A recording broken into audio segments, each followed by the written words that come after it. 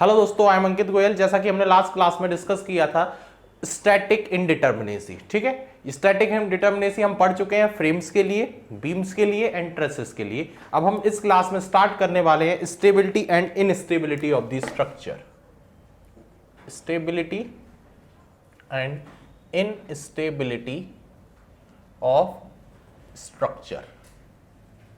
Stability and instability of the structure. जैसा कि मैं आपको बता चुका हूं, स्ट्रक्चर में दो तरीके से स्ट्रक्चर अनस्टेबल हो सकता है, या तो होगा एक्सटर्नली या तो इंटरनली। जैसा कि हमने पढ़ा था, अगर डीएस की वैल्यू नेगेटिव है तो स्ट्रक्चर हम बोल सकते हैं कि अनस्टेबल है, या तो एक्सटर्नली है या तो इंटरनली है। अब एक्सटर्नली अनस्टेबल क्या होता है कि जब उसमें किसी स्ट्रक्चर में क्या हो जाए, rigid body movement. External stability का डेफिनेशन क्या है कि अगर कोई स्ट्रक्चर है उसमें सफिशिएंट रिएक्शन है जिसके कारण अगर उसमें क्या नहीं हो रहा है, रिजिड बॉडी मूवमेंट नहीं हो रहा है, तो ऐसा स्ट्रक्चर क्या होगा, एक्सटर्नली स्टेबल। और अगर उसमें रिजिड बॉडी मूवमेंट हो रहा है तो वो कैसा होगा, externally unstable. Like that, for example, जैसे कि फॉर एग्जांपल ये कोई स्ट्रक्चर है, ये स्ट्रक्चर है, इस पे क्या आ रहा है, लोड आ रहा है। अब इस स्ट्रक्चर पे देखो कितनी रिएक्शन आएंगी, दो रिएक्शन आएंगी। जैसे ही आप इस स्ट्रक्चर पे क्या लगाओगे, लोड लगाओगे, ये पूरा का पूरा स्ट्रक्चर इस लोकेशन से क्या कर जाएगा, मूव कर जाएगा। तो ये स्ट्रक्चर कैसा है, एक्सटर्नली अनस्टेबल है। कैसा है, एक्सटर्नली अनस्टेबल है। कि अगर पूरा का पूरा स्ट्रक्चर मूव कर जा रहा है, उसमें रिजिड बॉडी मूवमेंट हो रहा है, तो स्ट्रक्चर क्या है, एक्सटर्नली अनस्टेबल। इस मतलब हम ऐसा बोल सकते हैं, अगर इसकी जगह स्ट्रक्चर ऐसा होता, इसकी जगह स्ट्रक्चर ऐसा होता, अब कितनी रिएक्शन आ रही होती, तीन। इसकी जगह स्ट्रक्चर ऐसा होता, अब लोड लगाते तो स्ट्रक्चर पूरा मूव करता क्या अपनी पोजीशन से, नहीं करता। तो ये कैसा है, एक्सटर्नली स्टेबल है। तो हम ऐसा बोल सकते हैं कि अगर किसी स्ट्रक्चर में मिनिमम कितनी रिएक्शन हो, तीन रिएक्शन हो, तो वो स्ट्रक्चर कैसा होगा, एक्सटर्नली स्टेबल होगा। अगर किसी स्ट्रक्चर में मिनिमम तीन रिएक्शन हो तो वो स्ट्रक्चर कैसा होगा, एक्सटर्नली स्टेबल होगा। अब देखो, जैसे कि फॉर एग्जांपल ये स्ट्रक्चर है, हमने अभी सीखा कि किसी स्ट्रक्चर को अगर एक्सटर्नली स्टेबल होना है तो मिनिमम कितनी रिएक्शन होनी चाहिए, तीन। अभी जैसे इस स्ट्रक्चर को देखो, इस स्ट्रक्चर में कितनी रिएक्शन आ रही है, तीन रिएक्शन आ रही है, ठीक है। बट अगर मैं इस पर ऐसा लोड लगा दिया, अगर हॉरिजॉन्टल या इंक्लाइन लोड लगा दिया, तो स्ट्रक्चर पूरा का पूरा क्या कर जाएगा, मूव कर जाएगा, रिजिड बॉडी मूवमेंट हो जाएगा। तो स्ट्रक्चर कैसा है, एक्सटर्नली अनस्टेबल है। कैसा है, एक्सटर्नली अनस्टेबल है। तो अभी हमने सीखा का कि किसी स्ट्रक्चर को अगर एक्सटर्नली स्टेबल होना है तो मिनिमम कितनी रिएक्शन होनी चाहिए, तीन, ठीक है। बट अब तीन रिएक्शन है तब भी वो कैसा है, अनस्टेबल। तो हम अब ऐसा बोल सकते हैं कि अगर किसी स्ट्रक्चर को एक्सटर्नली स्टेबल होना है तो मिनिमम तीन रिएक्शन तो होना चाहिए, बट वो पैरेलल नहीं होना चाहिए, ठीक है। तो मिनिमम तीन reaction, that should not be parallel. Next देखो, अगर जैसे फॉर एग्जांपल ये कोई स्ट्रक्चर है,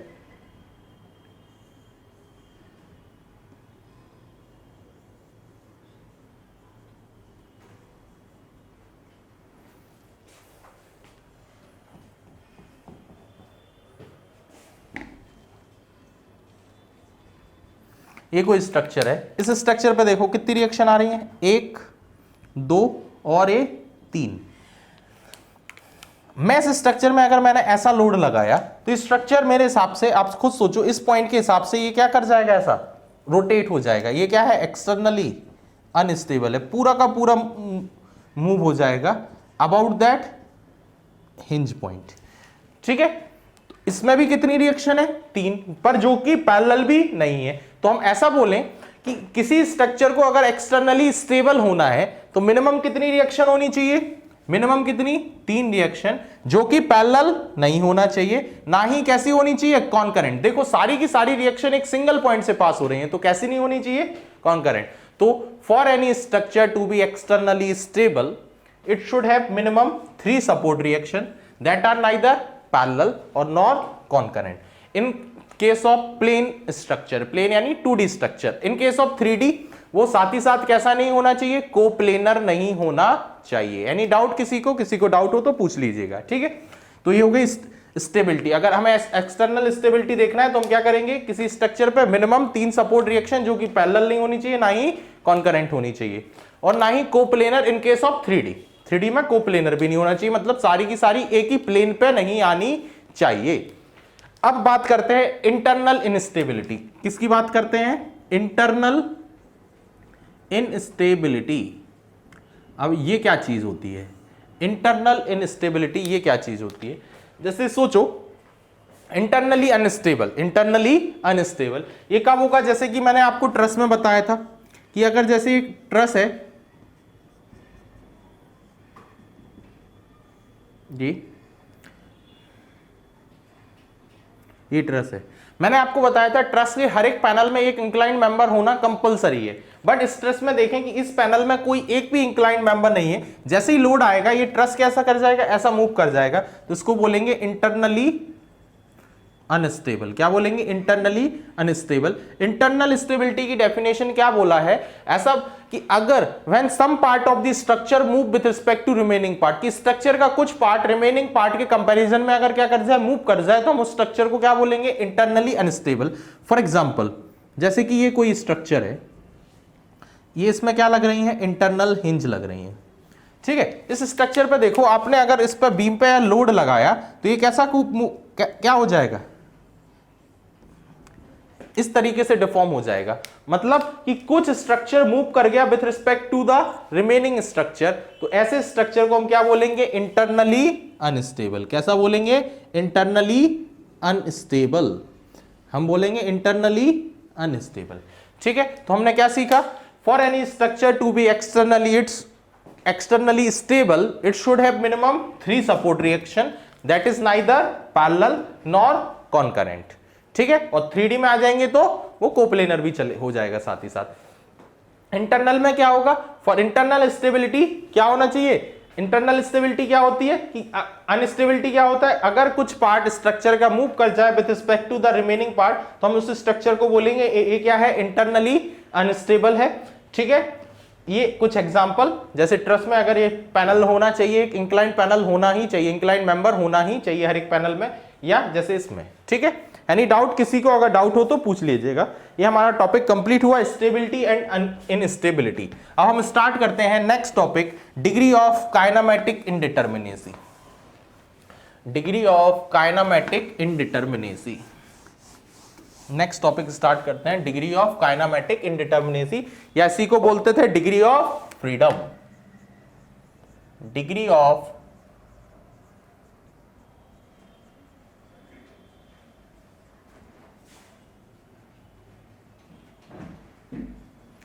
kinematic indeterminacy, degree of kinematic indeterminacy note करते हैं डीके से, और बोलते हैं क्या, एक और नेम क्या है इसका, डिग्री ऑफ फ्रीडम, ठीक है।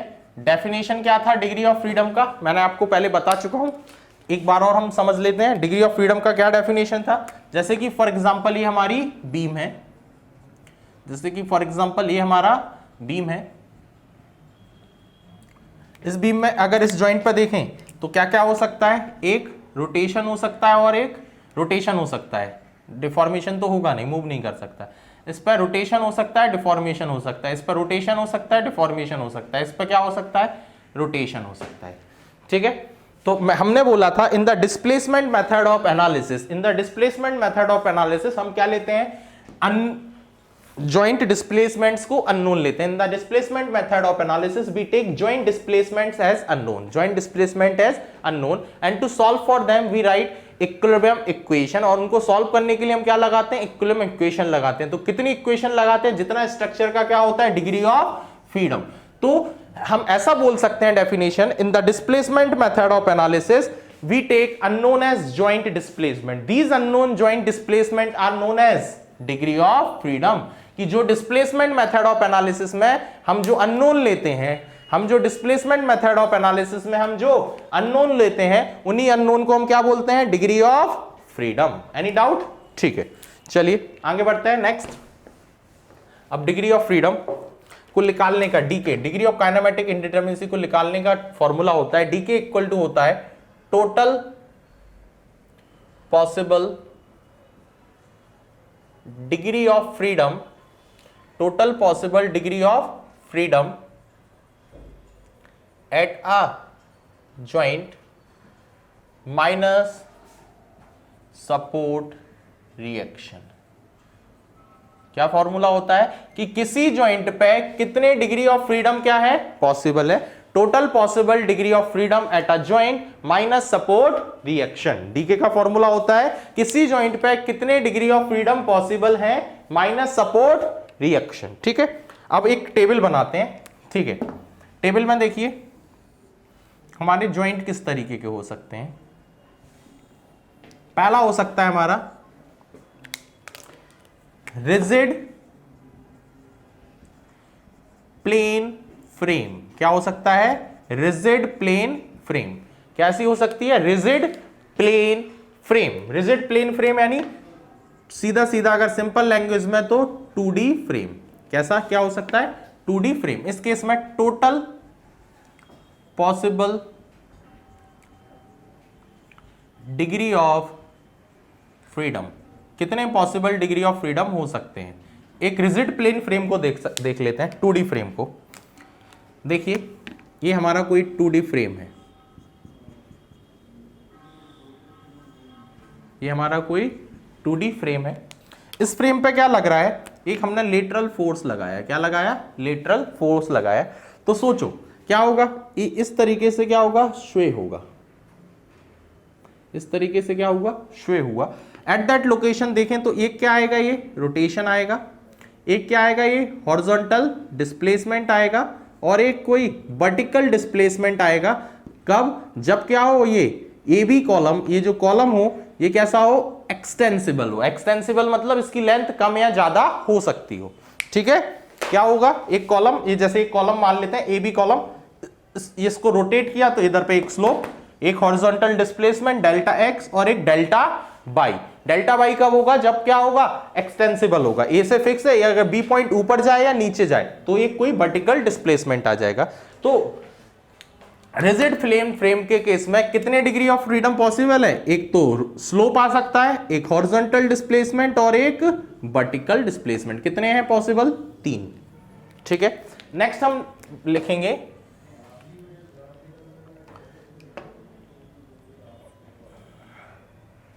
काइनेमैटिक इंडिटरमिनेसी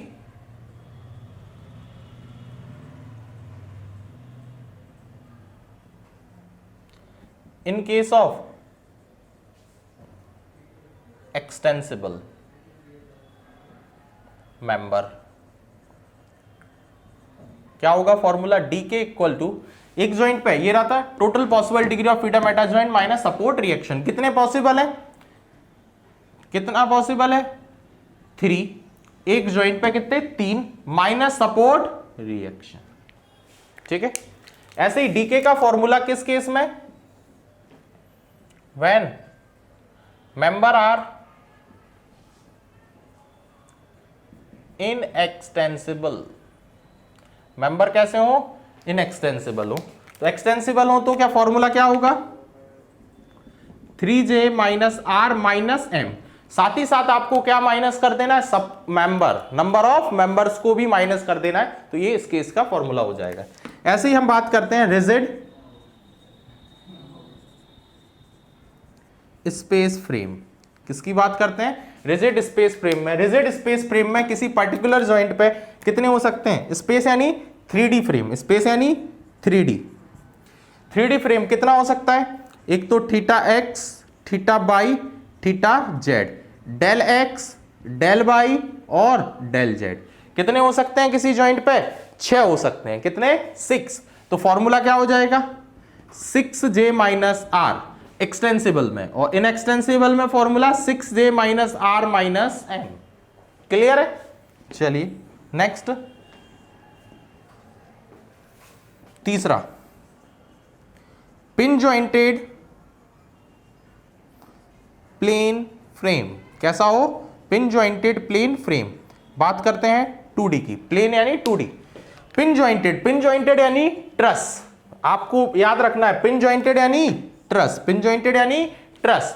ट्रस में देखो क्या होता है, ट्रस का जो जॉइंट होता है वो पहले से ही क्या हो सकता है, रोटेट हो सकता है। तो ट्रस में सिर्फ क्या हो सकते हैं, 2 डिग्री ऑफ फ्रीडम, एक डेल एक्स और एक डेल वाई, 2D में डेल एक्स और डेल वाई।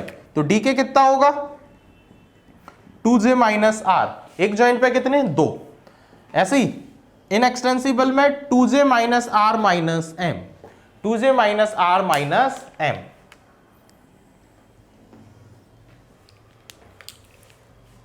ऐसे ही फोर्थ क्या, pin jointed space frame, pin jointed कैसा हो स्पेस फ्रेम। स्पेस फ्रेम में कितने हो सकते हैं 3, कौन कौन से, del x del y del z, del x del y del z. D K कितना 3j माइनस आर, इस केस में 3j minus r minus M.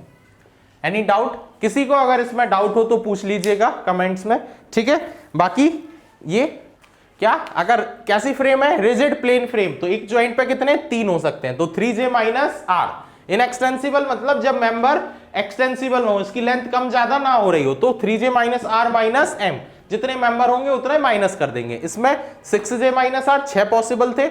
इसमें पिन जॉइंटेड 2D फ्रेम में, पिन जॉइंटेड यानी 2D ट्रस में कितना 2, और pin jointed space frame यानी 3D ट्रस में 3 हो सकते हैं, ठीक है। तो ये फॉर्मूलेज आपको याद रखने हैं, ठीक है। अब हम इसका एक न्यूमेरिकल प्रैक्टिस करते हैं, ठीक है, क्लियर। चलिए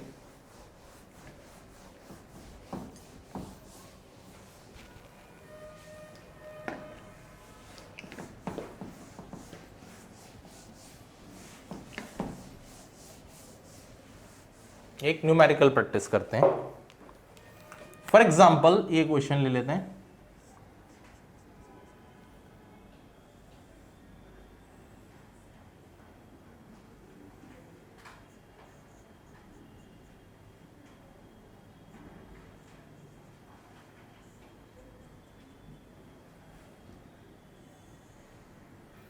इस फ्रेम का हमें क्या निकालना है, डी के निकालना है, डिग्री ऑफ काइनेमेटिक इंडिटर्मिनेसी निकालनी है, दोनों ही केस में, एक्सटेंसिबल में और इनएक्सटेंसिबल केस में, ठीक है। हम निकालते हैं, क्या फॉर्मूला है हमारे पास 3j माइनस आर, कौन सा केस है ये है आपका rigid plane frame 2D frame, ठीक है। कौन से केस में, एक्सटेंसिबल, ठीक है। डी के ज्वाइंट्स कितने हैं 1 2 3 4 5 6 7 8 और 9 ज्वाइंट्स हैं, ठीक है। तो कितना 3 × 9 माइनस रिएक्शंस कितनी है, 3 इधर पे आएंगी, 2 इधर पे आएंगी और 1 इधर पे आएगी, तो 6, तो 27 माइनस 6 यानी 21। तो इन एक्सटेंसिबल केस में डी के कितना है, डिग्री ऑफ फ्रीडम कितने हैं 21, मतलब 21 अननोन्स इसमें होंगे, ठीक है।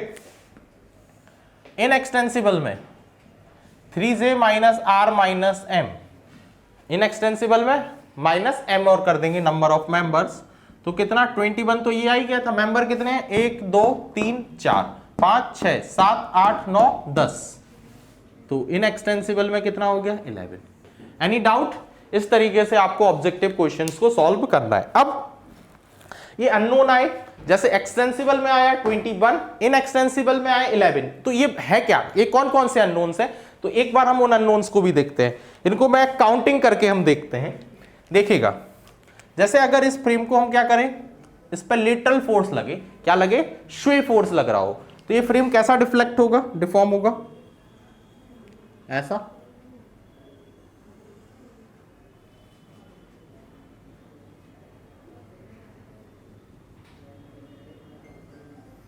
कुछ इस तरीके से फ्रेम आपका क्या होगा, डिफॉर्म होगा, ठीक है। ये 3 से कहां चला जाएगा, ये 3 से मूव करेगा कहां 3 4 से मूव करेगा 4 और 9 से मूव करेगा 9 ये 2 से 2 ये 5 से 5 और 8 से 8 ठीक है, और 7 से ये 7 ठीक है। चलिए देखो क्या क्या होगा, एक तो इस लोकेशन पे, एक तो आपका इस लोकेशन पे एक स्लोप होगा ये θ3, एक डेल्टा x3 और अगर मेंबर एक्सटेंसिबल हुआ तो एक डेल्टा बाय 3। ऐसे ही on the basis of same condition इधर पे स्लोप थीटा 2, ये डेल्टा x2 और ये डेल्टा बाय 2। ठीक है, ऐसे ही इधर पे ये क्या होगा, स्लोप थीटा 6, इधर पे सिर्फ स्लोप ही आएगा। ठीक है, क्योंकि ये मूव तो कर नहीं सकता। इधर पे एक थीटा 5, ऐसे ही थीटा 5, ये डेल्टा x5 और ये डेल्टा बाय 5। इधर पे ऐसे ही एक थीटा 4, डेल्टा x4 और डेल्टा बाय 4। ठीक है, ऐसे ये इधर पे एक तो ये थीटा 7 हो गया, एक ये डेल्टा x7 हो गया। ठीक है, ये डेल्टा x8, एक थीटा 8, एक डेल्टा बाई 9 बाई 8। ठीक है, और इधर पे एक तो थीटा 9, डेल्टा x9 और ये डेल्टा बाई 9।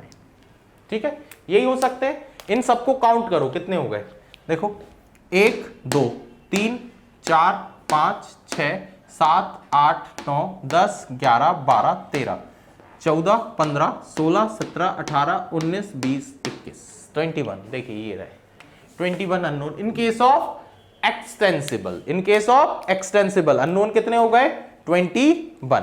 अब हम बात करते हैं इनएक्सटेंसिबल केस में। किस केस में, इनएक्सटेंसिबल, जब मेंबर की लेंथ कम या ज्यादा नहीं हो सकती, इनएक्सटेंसिबल केस में। अब इनएक्सटेंसिबल केस में देखो, सारे पहले थीटा जितने हैं वो तो रहेंगे ही रहेंगे।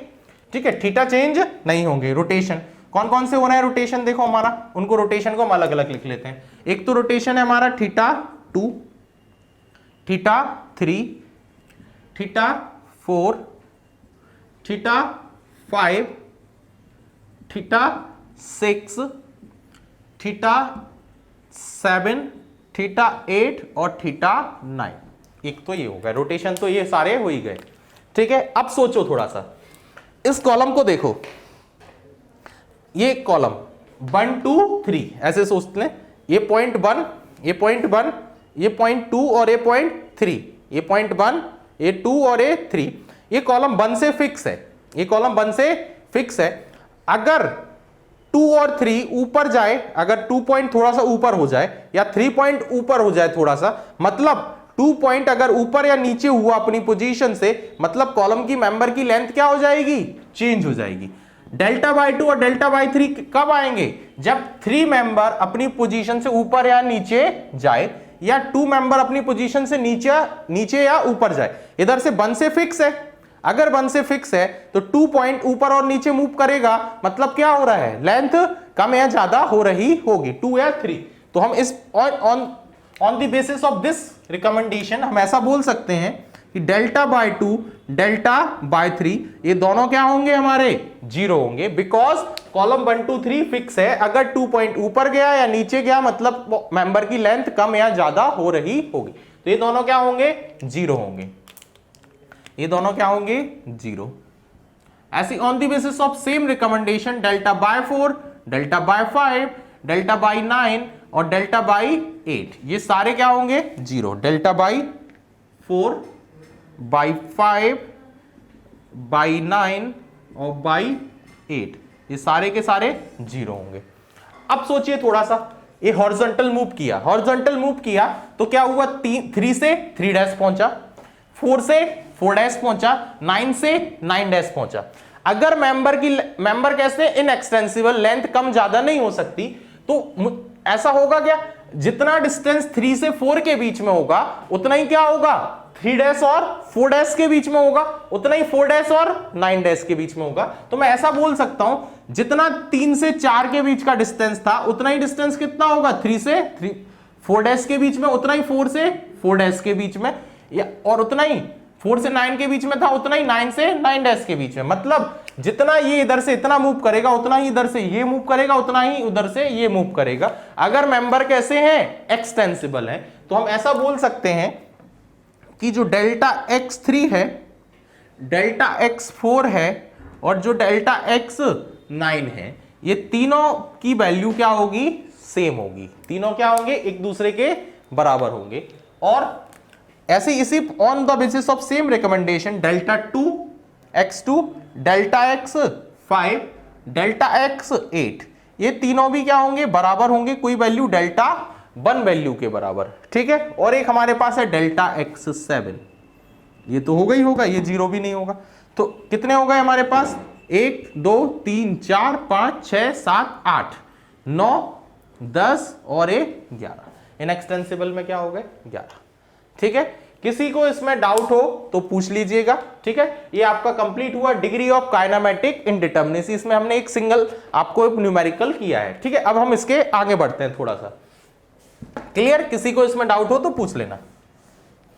चलिए नेक्स्ट, अब क्या करते हैं, कभी अगर स्ट्रक्चर में क्या दिया हो आपके, मेंबर हिंज लगा हो, स्ट्रक्चर में क्या लगा हो, मेंबर हिंज लगा हो या फिर ज्वाइंट हिंज लगा हो, ठीक है। तो हम कंडीशन लेते हैं ज्वाइंट हिंज। अगर मेंबर में क्या लगा हो, ज्वाइंट हिंज लगा हो, मेंबर में क्या लगा हो, ज्वाइंट हिंज लगा हो। देखें जैसे ये कोई स्ट्रक्चर है, इस स्ट्रक्चर में क्या लगा हुआ है, ज्वाइंट हिंज। ये लगा हुआ है क्या, ज्वाइंट हिंज। स्ट्रक्चर में क्या लगा हुआ है, ज्वाइंट हिंज लगा हुआ है। तो याद रखना, at the location of joint hinge, at the location of joint hinge additional कितने डिग्री ऑफ फ्रीडम ऐड होते हैं, ज्वाइंट हिंज की लोकेशन पे एडिशनल डिग्री ऑफ फ्रीडम आते हैं, कितना, additional degree of freedom, DOF यानी additional degree of freedom 2D में आते हैं, कितना, 2D में कितना आते हैं, m-1। 2D में एडिशनल कितने आते हैं, m-1। और 3D में एडिशनल कितने आते हैं, 3m-1। और सारे के सारे क्या आएंगे, theta. And all will be rotation, and all will be rotation, all will be rotation, सारे के सारे क्या होंगे, रोटेशन होंगे, यानी कि थीटा होंगे, ठीक है। तो हमें क्या याद रखना है, इन case of joint hinge, in case of joint hinge additional degree of freedom कितना आता है, m-1 for 2D, for 3D 3m-1, 3D में 3m-1, और सारे के सारे क्या होंगे, थीटा होंगे। इस क्वेश्चन को सॉल्व करते हैं, इसको मान लेते हैं 1 2 3 और 4। इसका डी के निकालते हैं, पहले निकालते हैं फॉर्मूले से। क्या होगा formula, 3j-r plus additional degree of freedom. ये किस केस में करते हैं, एक्सटेंसिबल केस में, एक्सटेंसिबल, ठीक है, सिबल, ठीक है। क्या होगा, 3j, ज्वाइंट्स कितने हैं, 1 2 3 4, रिएक्शन कितनी, 3 और 3 6, एडिशनल कितने, m-1। m- क्या है, उस हिंज से कितने मेंबर कनेक्टेड हैं, कितने मेंबर कनेक्टेड हैं हमारे हिंज से, 2, ठीक है। तो डी के कितना हो गया, 12 माइनस 6 यानी 6, 6 माइनस 1 यानी 7। तो एडिशन, तो डिग्री ऑफ फ्रीडम किस कितने होगा एक्सटेंसिबल केस में, 7। अगर बात करें किस में, इन एक्सटेंसिबल, किस केस में, इन एक्सटेंसिबल, तो क्या होगा, डीके का formula 3j-r minus m plus additional degree of freedom. क्या होगा फॉर्मूला, चलो 3j-r कितना हो गया, ये 3j-r और एडिशनल डिग्री ऑफ फ्रीडम, इसकी वैल्यू तो हम 7 लिख ही चुके हैं, माइनस मेंबर्स और कर दो, कितने मेंबर हैं, 3 मेंबर और माइनस कर दिए तो कितना बचा, 4। तो इन एक्सटेंसिबल के केस में कितने हैं, 4 हैं। अब देखते हैं काउंटिंग से, श्वे फोर्स लगाओ, क्या हुआ, ऐसा श्वे होगा, श्वे फोर्स लगाए ऐसा श्वे होगा। इधर पे क्या आया, इधर पे क्या आएगा, लिखें तो एक थीटा 3 आएगा, डेल्टा x 3 आएगा और डेल्टा बाय 3, एक ये रोटेशन, एक हॉरिजॉन्टल, एक वर्टिकल, ऐसे ही इधर पे थीटा 3 डेल्टा x 3 और एक डेल्टा बाय 3 होगा। और साथ ही साथ इस लोकेशन पे क्या लगा है, ज्वाइंट हिंज। तो मैंने बोला था हिंज के कारण क्या आएगा, m-1 यानी 2-1, तो एक हिंज का आएगा। तो कितने हो गए, 3a हो गए, 3a 6 और 1 7, ठीक है, ये 7 हो गए एक्सटेंसिबल केस में। अब हम बात करते हैं इन एक्सटेंसिबल के केस में, किस केस में, इन एक्सटेंसिबल के केस में। तो इन एक्सटेंसिबल के केस में क्या होगा, इन एक्सटेंसिबल के केस में अगर चलें तो डेल्टा बाय 3 और डेल्टा बाय 2, सॉरी इसको, ये 2 है ना, डेल्टा बाय 2 और डेल्टा बाय, तो इनएक्सटेंसिबल के केस में क्या, अगर 2 पॉइंट अगर ऊपर गया या नीचे गया, 2 पॉइंट अगर ऊपर गया या नीचे गया, तो डेल्टा बाय 2 और डेल्टा बाय 3 क्या होंगे, मेंबर इनएक्सटेंसिबल नहीं रहेगा, तो इन दोनों की वैल्यू क्या, 0। तो क्या क्या बच रहा है हमारे पास इस केस में, इनएक्सटेंसिबल के केस में क्या क्या बचा, देखो क्या क्या होगा, एक थीटा 2 होगा, एक थीटा 3 होगा, एक थीटा h होगा, हिंज वाला, एक हिंज वाला, और क्या होंगे, ये दोनों तो 0, और जितना 2 से 2 डैश जाएगा उतना ही 3 से 3 डैश जाएगा। तो हम ऐसा बोल सकते हैं कि जो डेल्टा x2 होगा और डेल्टा x3 होगा ये कोई डेल्टा वैल्यू के बराबर होगा। तो हमारे पास कितने हो गए, 4, थीटा 2, थीटा 3, थीटा h और एक डिफॉर्मेशन। ठीक है, एनी डाउट किसी को, अगर किसी को डाउट है तो पूछ लीजिएगा आप। ठीक है, ये हमारा हुआ ज्वाइंट हिंज। अगर मेंबर में क्या हो, हमारा स्ट्रक्चर में क्या हो, ज्वाइंट हिंज हो। अब हम स्टार्ट करते हैं मेंबर हिंज। अगर क्या हो, मेंबर हिंज हो, तो उस केस में क्या करेंगे, अगर क्या हो, मेंबर हिंज हो,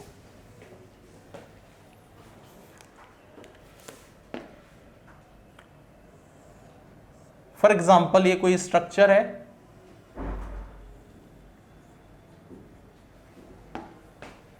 इसमें क्या लगा है, ये मेंबर हिंज लगा है।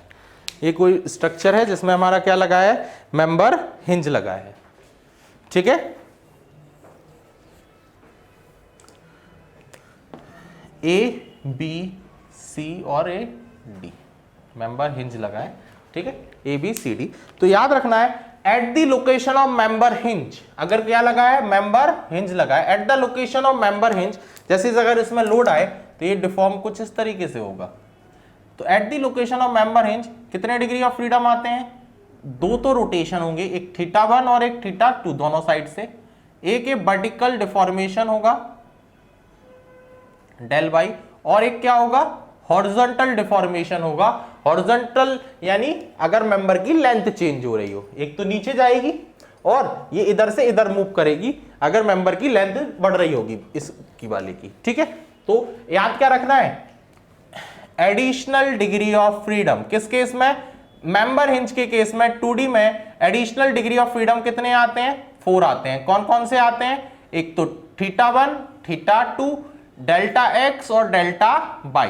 याद क्या रखना है, इन केस ऑफ 2D में additional degree of freedom member hinge के केस में कितने आएंगे, 4, 2 तो रोटेशन, एक हॉरिजॉन्टल डिफॉर्मेशन और एक vertical deformation. In case of 3D में एडिशनल कितने आते हैं, 9 आते हैं। 3D में एडिशनल कितने आते हैं, 9 आते हैं। कौन कौन से, theta 1x, theta 2x, theta 1y, theta 2y, theta 1z, theta 2z, delta x, delta y and delta z। कितने आते हैं, 3D में आते हैं 9, 6 थीटा होते हैं और 3 डिफॉर्मेशंस होते हैं।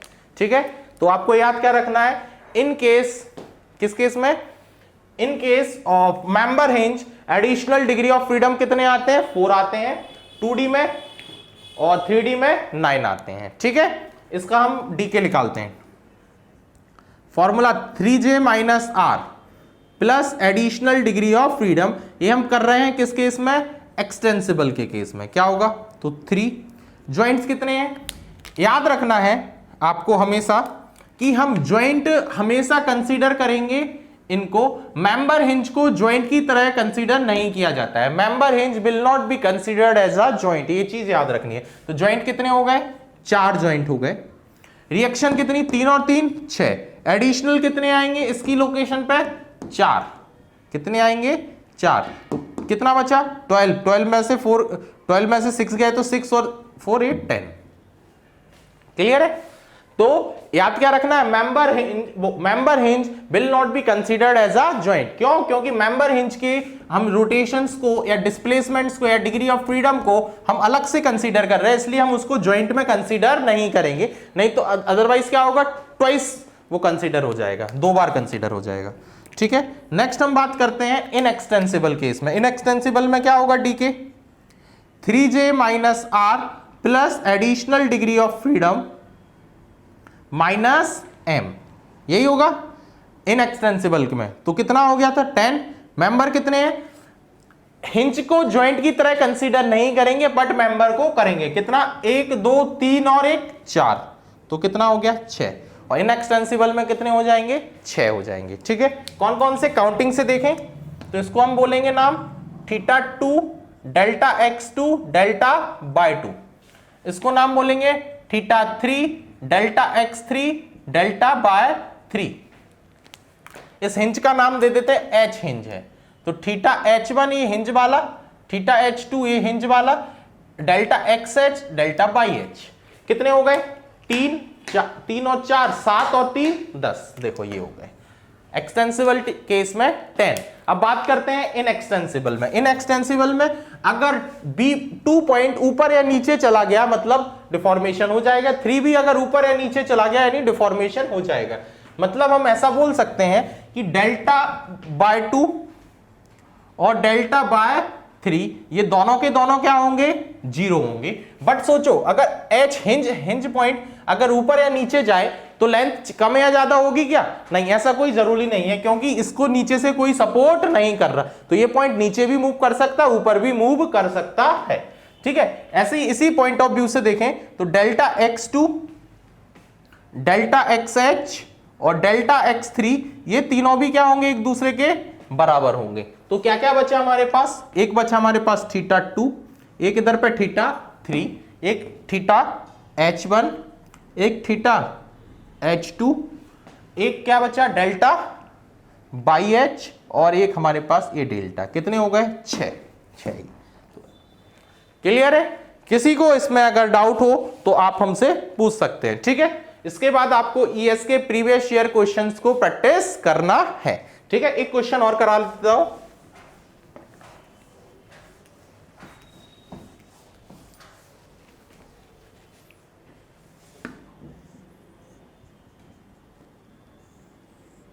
फॉर एग्जाम्पल ये फ्रेम है, इसका निकालना है। याद रखना कभी भी अगर आप ऑब्जेक्टिव क्वेश्चन करो, क्या करो, ऑब्जेक्टिव क्वेश्चन, और आपसे कभी पूछे कि क्या निकालो इसका, डीके निकालो, तो आप कभी भी काउंटिंग से नहीं करना है। ऑब्जेक्टिव क्वेश्चन में हमेशा क्या लगाएंगे, फॉर्मूला लगाएंगे और आंसर निकाल लेंगे। काउंटिंग वाला मेथड हम आगे के लिए जो हम जब पढ़ेंगे डिस्प्लेसमेंट्स मेथड पढ़ेंगे, हम इसके बाद जो नेक्स्ट टॉपिक है मोमेंट डिस्ट्रीब्यूशन वगैरह पढ़ेंगे, तो उस टाइम पे हमें कंसेप्ट समझने के लिए आना चाहिए। इस वजह से हम ये काउंटिंग वाला पढ़ रहे हैं कि हम अननोन निकाल सके, क्योंकि डिस्प्लेसमेंट मेथड में हमें अननोन निकालना है, तो अननोन हमें समझ में भी तो आना चाहिए डीके कौन कौन से हो सकते हैं, इसलिए हम पढ़ रहे हैं ये चीज। ठीक है, अगर आपको अगर ऑब्जेक्टिव क्वेश्चन आता है और बोलता है डीके निकालो तो सीधा डायरेक्टली फॉर्मूले से निकालना। ठीक है, इस केस में क्या लगाए, ओवरहैंग लगाए। याद रखना है डीके निकालना है, क्या होगा फॉर्मूला, 3j माइनस r, यही होगा, हिंज वगैरह तो है नहीं। तो इस केस में याद रखना कि अगर मेंबर में क्या लगाओ, ओवरहैंग लगाओ, तो ओवरहैंग को ज्वाइंट की तरह कंसीडर करते हैं। Overhang will be considered as a joint. तो कितने, 1 2 3 4 और 5, रिएक्शन कितनी 6, तो कितना 15 माइनस 6 यानी 9, तो डी के कितना हो गया इस केस में 9। ठीक है, इनएक्सटेंसिबल में कितना आएगा, 3j minus r minus m, 3j minus r minus m, तो कितना 3j। अच्छा ये तो आ ही गया पूरा, m और कर देते हैं m। याद रखना ओवरहैंग को ज्वाइंट की तरह कंसीडर करना है, मेंबर की तरह भी कंसीडर। मेंबर कितना 1 2 3 4, तो कितना 5, तो डी के कितना 5। Any doubt? ठीक है, काउंटिंग से कर लें, काउंटिंग से कर लेते हैं। देखो 2 से 2 10, ये इधर से ऐसा मूव कर जाएगा ओवरहैंग।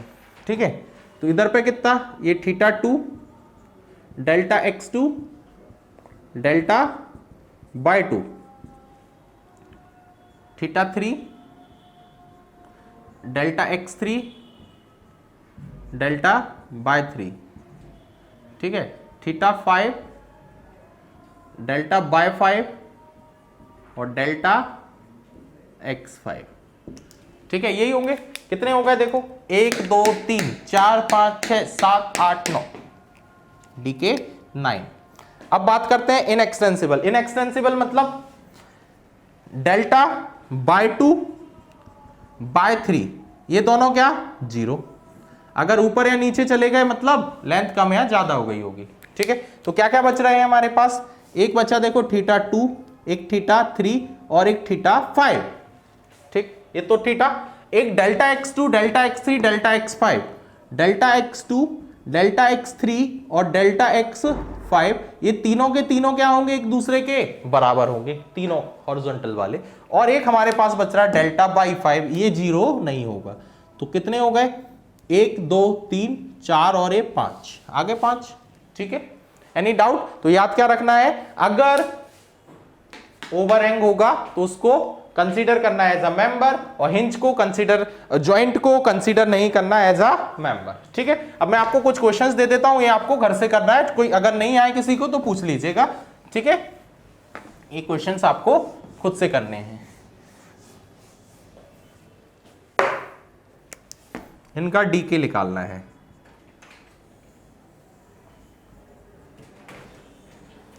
एक तो ये फ्रेम है, इसका डीके निकालना है आपको। ठीक है, एक ए फ्रेम है,